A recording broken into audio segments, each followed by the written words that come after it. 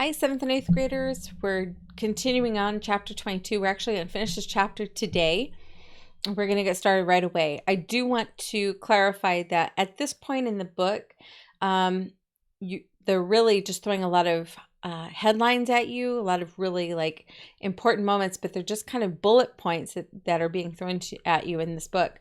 So we're going to go through it as seamlessly as possible. I'm going to do my best to try to merge all of these different facts from all over the world and how they affected America. But that's just kind of what's going on here. There's not going to be a lot of big storytelling here. It's just going to be bullet points. So we left off last time with talking about how things were changing during the 70s. For the first time, we started seeing people really moving to the Sun Belt states. This is Florida, Texas, Arizona, and California. And this was primarily because of the high cost of heating oil, of fuel, because of the oil crisis. We had a lot of people, especially in the Midwest and in the North, who were having a hard time heating their homes. And so they moved to the South where it was warmer, where it wouldn't cost so much. Okay, it did eventually cost more in the area of air conditioning, especially places like Arizona. But when I was 3 years old, my parents moved from New Jersey all the way to Arizona. And that was primarily because, first of all, my dad had a job in Arizona. He worked for the military for a number of years. But one of the other reasons we stayed in Arizona was because of the drastic change in temperature. My parents really didn't enjoy the cold weather, so Arizona was a perfect place for them. Okay, 1976 was our nation's bicentennial. That means it was our 200th birthday. This was during Ford's time in office, but this was huge throughout the United States. The whole year was one big birthday celebration.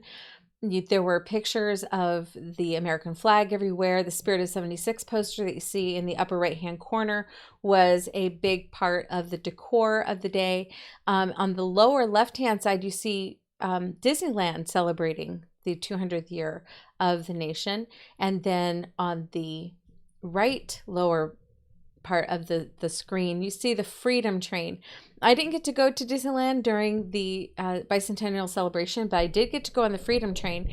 That was a major event in a lot of kids' lives.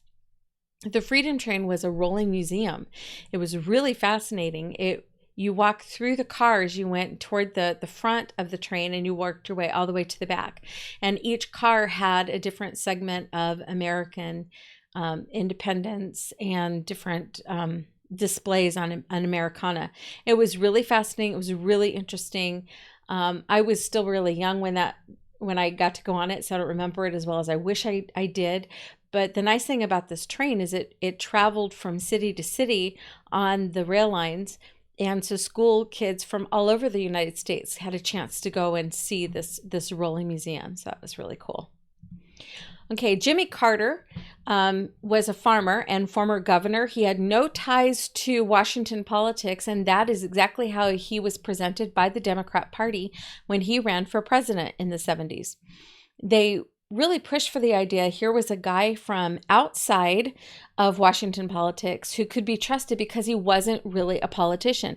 Now, he actually was a politician, but he worked more on the state level, especially in Georgia. He didn't have a lot of strong ties in Washington, D.C., which is what they were aiming at. The reason for them promoting him this way was because, remember, the Republican Party had lost a lot of its reputation because of Nixon breaking into the Watergate Hotel. He hired people to do that. And then right after that, when he resigned and Ford took over, and Ford pardoned Nixon immediately so that Nixon could not be tried for the crimes that he was responsible for.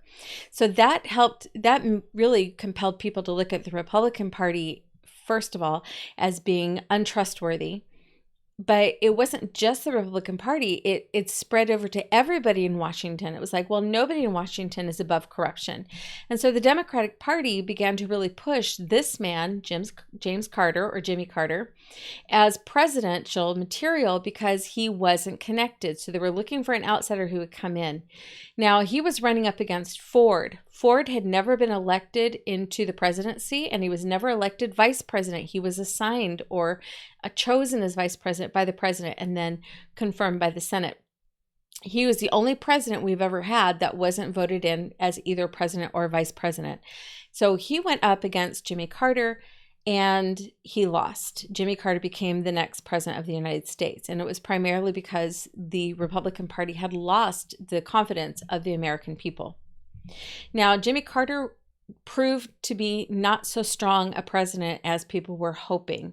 He really kind of came across as this really good guy, a guy who wanted to do what was right, but he went out of his way to try to make nice with the rest of the world in times when he really should have been strong. And you can be nice and strong, but he almost went overboard trying to be generous with other countries, even when it wasn't to the benefit of the United States. In 1977, he was being pressured by the United Nations that the United States should give up their rights to the Panama Canal. Now, if we go back to when the Panama Canal was actually created, that was under it was under Teddy Roosevelt. I almost said FDR. During Teddy Roosevelt's time, the people of Panama were still connected to Colombia. They wanted to be independent.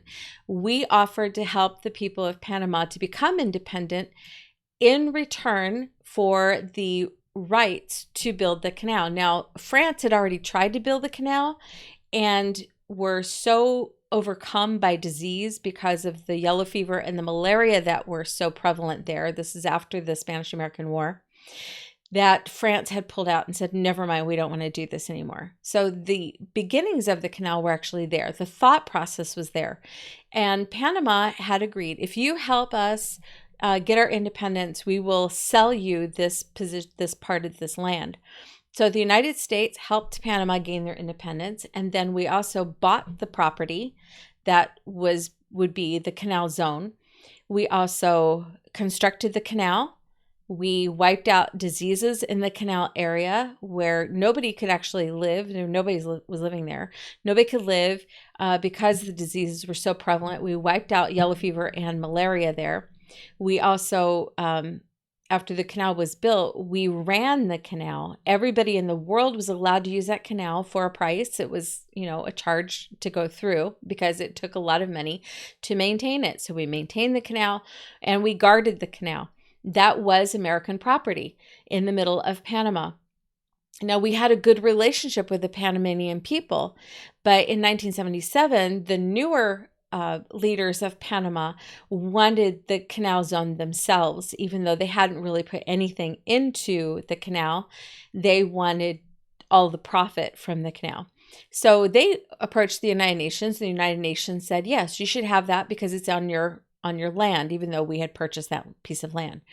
President Carter, following the desire of the United Nations and not the desire of the United States, the country he was president of, negotiated the surrender of the Panama Canal Zone, which means we lost millions of dollars every year, and we lost that huge piece of property and that engineering marvel that we actually created. So the people of the United States were not happy with Jimmy Carter over this surrender. Okay, this agreement by Jimmy Carter to just give up something that we had actually created and earned gave communists around the world the idea that the United States had given up on its policy to protect Central America from communism. Communism was rearing its ugly head all over Central America and South America, and the United States was always on the side of the people who were fighting against communism. But because he so quickly gave in and gave up the Panama Canal, it kind of sent a message, the wrong message, that we were ready to just give up any kind of fight in South or Central America to begin with. Now, he did try to end the nation's dependency on imported oil, which was a very important step that we needed to take as a nation. We were way too dependent on imported oil, but he didn't go with the most logical response to that, which would be that we could just drill in our own oil fields, which we have quite a few oil fields in the United States. Instead, he wanted to end that dependency on foreign oil by simply switching the kinds of energy that we use. And his big thing was solar energy. So he was the first president to ever put solar panels on the White House. You can see them here. These are a very old style of solar panels. They're gigantic. They're incredibly heavy. They had to actually shore up part of the White House roof for this. And he has the press there to look at his beautiful solar panels.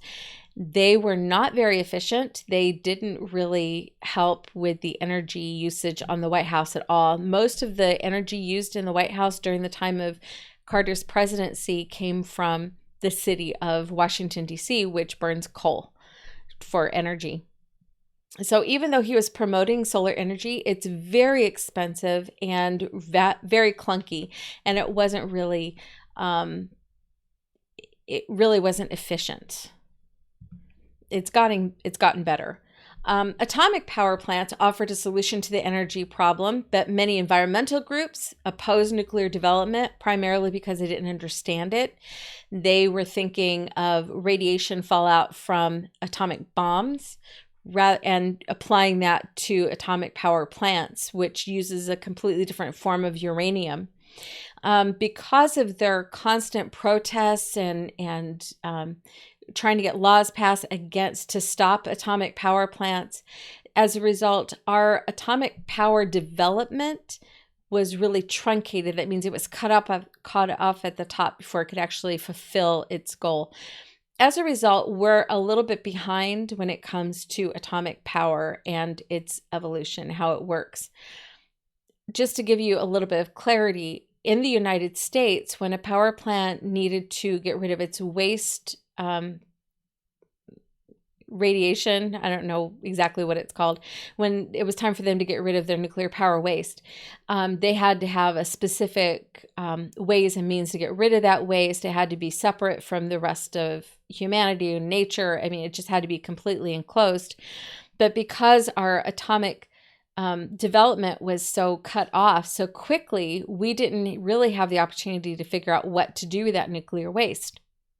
In another country, France, who really developed nuclear power and tried to make it work for them even better than what the United States did, they discovered that you could take the nuclear waste and reuse it. You could actually recycle it into the nuclear power plant. So you didn't have to have waste disposal. You could just recycle it in.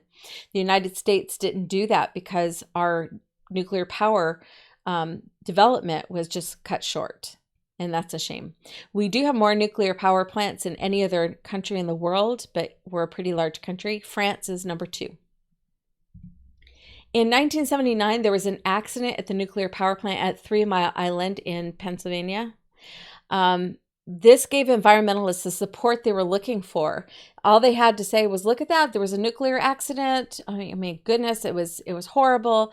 So let me just read this little sign for you here. It says, nuclear accident at 3 Mile Island on March 28th, 1979, and for several days thereafter, as a result of technical malfunctions and human error, 3 Mile Island's Unit 2 nuclear generating station was the scene of a nation's worst commercial nuclear accident.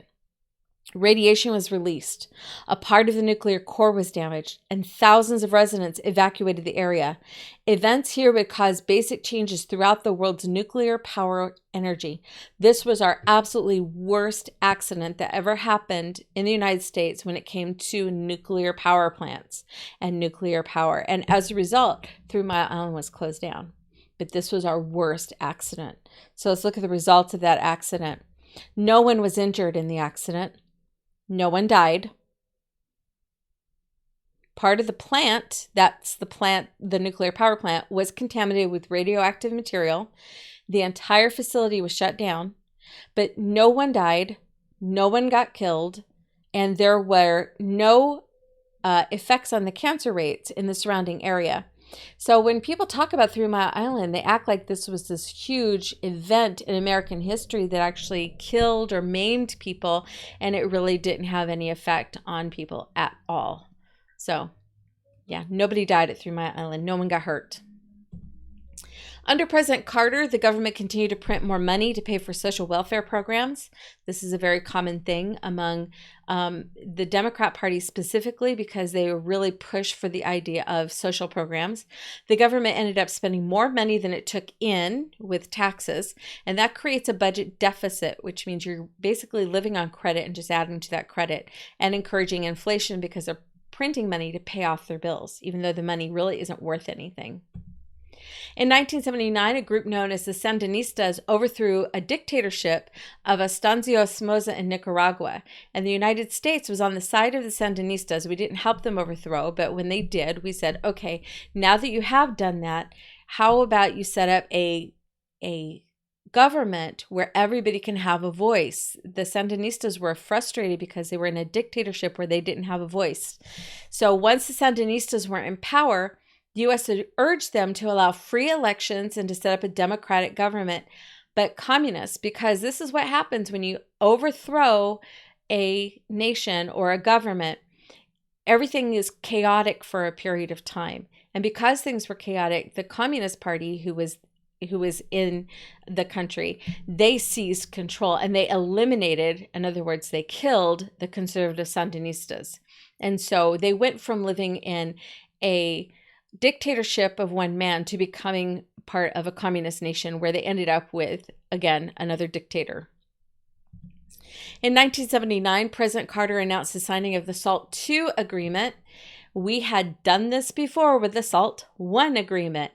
The idea was that we would talk to the USSR and we would promise not to make very many nuclear weapons. In fact, we would put a cap on how many nuclear weapons we made, and Russia would put a cap on how many nuclear weapons they made. We did this before, and Russia refused to honor the agreement. So, of course, it makes sense. No, it doesn't. President Carter said, well, let's try it again. If it didn't work the first time, let's try it a second time and see if it'll work now. This kind of thing is what drives people absolutely crazy, but it is part of human nature. We often make the same mistakes repeatedly because we are just so determined that this time it'll work out, even if it's been proven in the past to not work out at all. So the SALT II agreement went the same way as the SALT I agreement. We signed the contract, we signed the agreement, and then the person, the country we signed it with, just ignored it. In 1979, there was a revolution in Iran. Iran had a Shah, or a king. He had been in part of the ruling family for the dynasty had been around for quite a while, but he was staunchly anti-communist and was actually an ally of the United States. But while he was giving people this opportunity of freedom as the Shah, in college campuses and among students, there was this pervading idea of communism being a great idea. Again, communism sounds really good on paper. The idea of equality for all, everybody gets a free education, everybody gets free healthcare, everybody gets. But once communism is put into place, all of those freedoms actually disappear. Unfortunately, during the time of the Shah's time in Iran, everything was going really well, but people just weren't very happy. And a lot of teachers in the colleges and a lot of students were really pushing for the ideas of communism. Now, all of that was going on while the people of Iran were actually living very modern, very hopeful lives. If you look at these pictures, they could have been taken just about anywhere throughout Europe, Asia, or North and South America. You can see everybody's wearing rather modern styles for 1979. This is exactly the styles that people were wearing. But this is going to change radically with the overthrow of the Shah. He's going to be overthrown in favor of a religious leader who is then going to turn around and say, okay, now that I'm in charge, everything I say you must do. So immediately, as soon as this new religious leader was brought in, the Shah had to leave. He escaped from his own country, and that started what they called the revolution in Iran. As soon as the Ayatollah Khomeini, who was the new religious leader, took over, he began to force everyone into his specific brand of Islam. So he changed the laws, the civil laws of the country, based on his religious beliefs. Immediately, the legal marrying age of a woman was lowered to the age of 9, so even before puberty, and that was in accordance to Islamic law. In 1981, the Islamic law of retribution was reinstated, allowing for the crime of adultery to be punished by stoning to death. And that was generally for women, wasn't usually men. The Ayatollah Khomeini stated that women's honor needed to be preserved, and for their own good, he said that women appearing in public were to be accompanied by a male relative at all times, and she had to provide proof of the relationship, that it was an actual male relative and not just some guy that she was hanging out with. This idea that it was for a woman's own good is not real. This was to keep women subject to the men in their lives. The honor that needed to be preserved was the honor of the men in the families. Any contact with any non-related man could result in legal punishment, so imprisonment, beating, executions. The segregation of sexes, between male and female, was imposed on all aspects of Iranian life. In public transportation, women were required by law to sit in the back of the bus. The front seats were reserved for male passengers only. A woman's testimony, if she had to go to court for something, was reduced to half of that of a man. So if a woman said she was attacked by a man and she testified in court and he said, no, I didn't attack her, the court would automatically have to take the man's side over the woman's, because his legal testimony was worth more than hers was. Family planning, which is primarily birth control, but unfortunately, the idea of abortion gets thrown in there, and that is often what is spoken of in this case. Family planning was cast by the new regime as a Western conspiracy to weaken Iran. Women lost access to vital health services, and the vital health services that they were lost access to was not just getting birth control, but also physical exams, and also having babies. They lost access to that. There is no vital health necessity for abortion. There is no reason really for abortion. There are very few instances where a woman's life is actually in danger where a medical abortion has to take place. Usually the baby can be saved. All nurseries were closed. Those are daycare centers. They were decried as a Western conspiracy to deprive children of motherly love and Islamic upbringing. You can see here that this Ayatollah Khomeini, this religious leader, is pushing this idea of division between the East and the West. He was part of the East. He says, we don't want to have anything to do with the West. He hated Western culture. He hated Western clothing, Western music, Western education. He hated anything to do with the West and wanted to separate his people from that more modern lifestyle. He also enforced a strict dress code. Laws were passed banning Western clothing and required that women remain completely covered by traditional Islamic hijab in public at all times. No hair could be visible, no open-toed shoes. There was a special government agency created to enforce moral dress code. The prevention of vice and enjoining a virtue center dealt exclusively with women who are in violation of dress code in any way. You notice that the men aren't given a dress code, but the women are. New laws were passed banning, I already did that one, sorry. Military training of the Revolutionary Guards. This is the military was expanded to include spotting imperfections in the dress code and policing the women.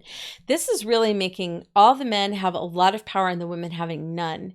And even laughing too loudly or enthusiastically was considered immodest and could put a female in danger of legal punishment or worse.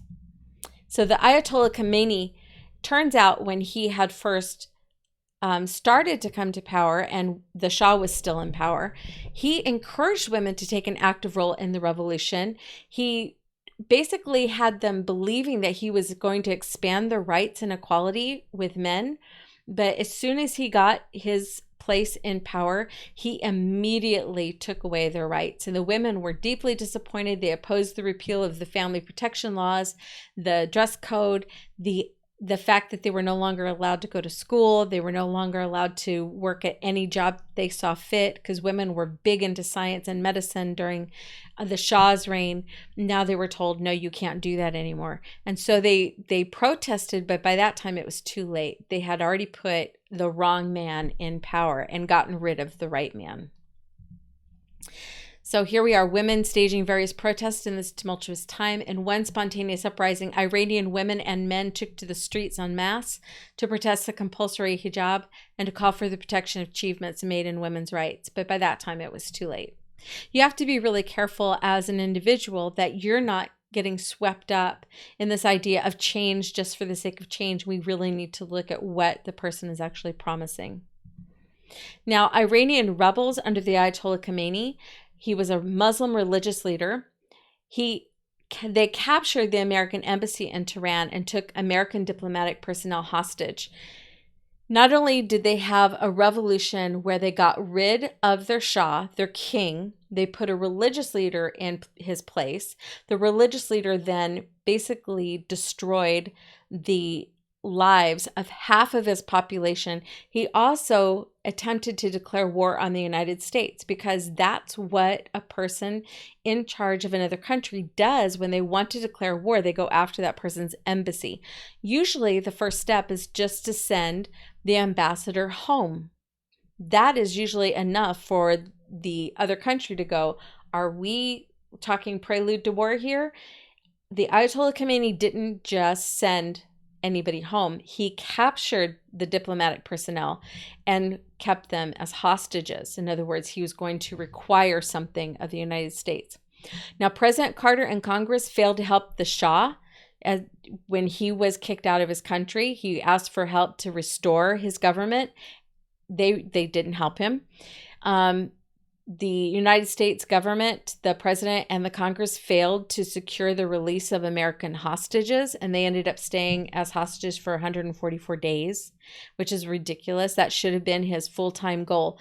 But President Carter basically just said, you know what, we will negotiate, which really shouldn't have been his number one goal here. However, he was negotiating with two other Middle Eastern leaders.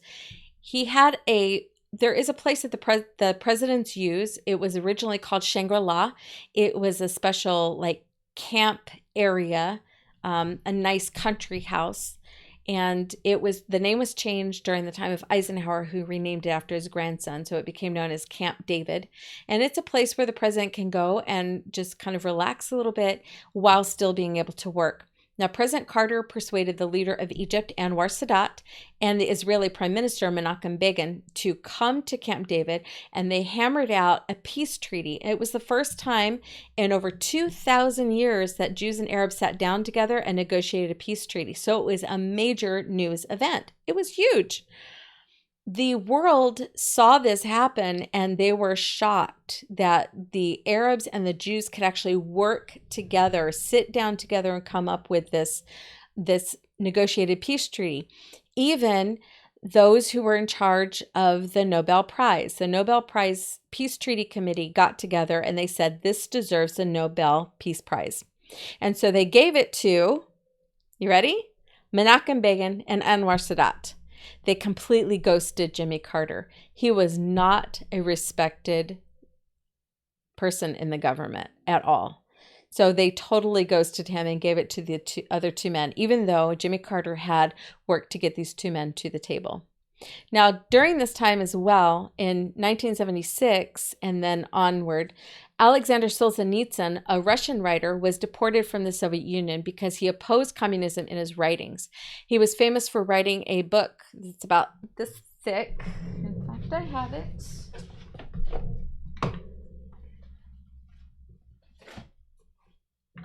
Sorry about that. The Gulag Archipelago. It's from my library. Oh, there we go. The Gulag Archipelago. And it was really about his experiences in the gulags of Russia. Gulag is a prison. They're also called re-education camps or re-education buildings. And he went through it. He himself was a prominent communist member. He believed in communism, but he disagreed with something that Stalin said that was reported. All he did was disagree with something that was reported to somebody else, and then he ended up getting arrested just for speaking out. And he actually wrote it in a letter to somebody that he disagreed with something, and ended up going to prison. And he ended up staying in prison for several years, going from one prison cell to another. And for a while, even his family lost track of him.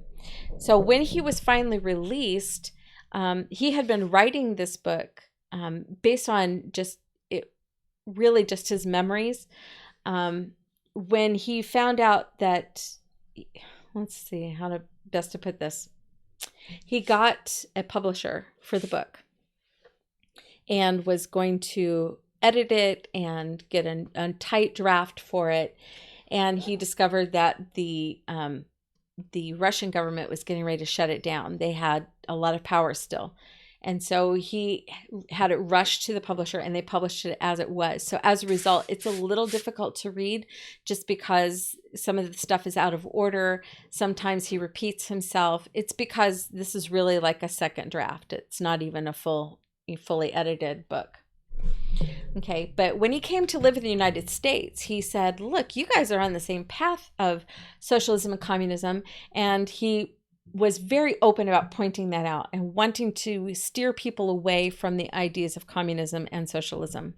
So when he was asked why the evil system of communism was in the world today, he replied, men have forgotten God. That's why all this has happened. He really believed that it was because of man's sinful nature that the evil system of communism came into the world, because communism is really about atheism. It's about making the state God. It's making the government God, and they should rule everything. He also said evil makes its home in the individual human heart. That's sin nature. That's what we call it. And before it enters the political system, you can't have a perfect political system because you can't have perfect people. It's that simple. And he said, look, if you have evil hearts trying to do evil things, you're going to have an evil political system. He also said atheist teachers in the West are bringing up a younger generation in the spirit of hatred of their own society. We see this even today, where people are angry and frustrated at their own country, the United States of America, and saying things like, we need to completely tear everything down and rebuild it as a communist nation. No one is keeping people in the United States of America. The whole purpose of being an American is to be free, to have that liberty. You can leave anytime you want to. You can go to another country who will have you. Now, he finally said, the final note we have here is, all attempts to find a way out of the plight of today's world are fruitless unless we direct our consciousness in repentance to the Creator of all. We cannot work our way out of sin. We cannot bribe our way out of sin. We have to repent. We have to turn around, give our lives over to Christ, and that is what's going to change the world, is when people start living as godly human beings. Okay. That is it for chapter 22. We have finished it, and I am excited about that because we are getting really close to the end of the school year, and we're going faster because I'm not able to do all the extra things that I usually do in the classroom. So let me just tell you what I'm going to do from this point out, or at least for this chapter. You have homework that is due for chapter 22. Well, not due, but you need to do it. This is the way we always do things in the classroom. We'll do chapter 22, and the day after we finish the chapter, you're supposed to have all the homework done. So, because I've been reminding you every time we've gotten together that you need to do a little bit of homework every day. Remember, you are setting your schedule, and you've been doing that since day one of the school year, not just since we started quarantining. This is something you have been working to perfect for yourself. You should be almost done with your chapter 22 homework. Make sure you have it all done by the end of tomorrow, okay? You're not turning it in right away, but if you don't have it all done by the end of tomorrow, you're going to end up getting behind, because the next day, you're probably going to take Wednesday off, or, Thursday. And then you have the test review. Now, we're not going to do tests because there is absolutely no way we can right now. So what we're going to do instead is your test review will be counted as your test. I'm going to give you the rest of this week off. I'm recording this on a Tuesday. I'm recording it rather late because I messed up with a previous recording and had to redo it. That was kind of embarrassing, but oh well. So what I'm planning for you is for Wednesday, Thursday, Friday. You have those days to work on your homework and to work on your test review. I'm not going to do another lecture until Monday. Now, once you get your homework done, once you get your test review done, you do not have to turn it in to me right away. In fact, I'd prefer it if you didn't. You don't have to email it to me.